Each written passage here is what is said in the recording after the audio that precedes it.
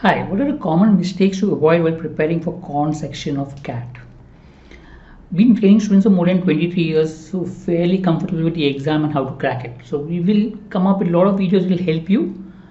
If you like the video, do like, share and do subscribe to the channel. So we do have courses for CAT, even for CAT 25. Okay, what are common mistakes? One is people focus on formulas. What people do is they have a long list of formulas and try to put a formulas for every sum that they go. But understand most of the sums that come in the CAT are more logic based or thinking based, because CAT is trying to make you think or check whether you're able to think to the sum. So don't try to completely rely on formulas, because formulas become very difficult to apply formulas. Even if you know all the formulas, the sums, most of the sums you may not be able to apply the formulas, and even if the formulas that we apply, the sums are twisted, so you can't directly apply the formula. So instead focus on trying to understand the sum, what the sum is all about, how to apply. That should help you better.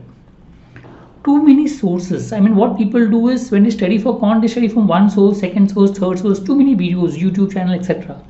What happens is each source could have a different method, and because they're different method, you keep on applying different ways of solving. There's no single method of solving, and because of which there's no depth in your solving. I mean, you don't master anything. It's like a jack of all trades, but you're no master of no particular method, and because of that, applying a particular sum could become difficult, and it could also lead to confusion in the examination. Pick up a few sources and focus on those, so that you have that method which is continuity. If you pick up too many sources, it could lead to a lot of confusion. People solve the sums, but they don't keep reviewing the sums. I mean, you keep solving sums, you solve one, second, third, but the learning will not be much.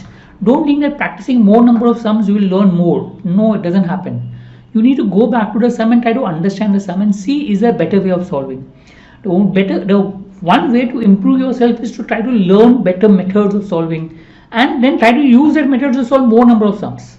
So don't try to rush through number of sums, but try to focus on going back and searching for better methods of solving. No error analysis. Normally people are prone to make errors, and common errors.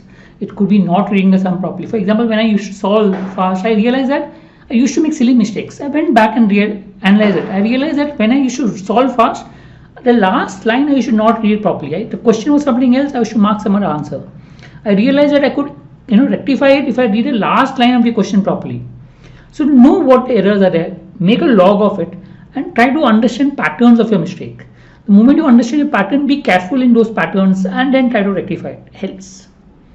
Skipping visualization. People try to solve word problem by putting equation. No, try to focus on visualizing the sum. Try to understand the sum, visualize the sum. Normally I say in like time to distance sum, for example, I normally say the best way to try to solve is just to draw the sum in most cases. Same with geometry or some particular type of sums. So try to visualize what the sum is talking about in the word problem rather than focusing on pure formula or trying to apply things. No revision as such. I mean, people normally keep on solving things, but they don't go back and revise things that they have learned new. So after every mock, after every sum that you solve, you make a log. I mean, try to whatever you learn from it and go back and revise those things.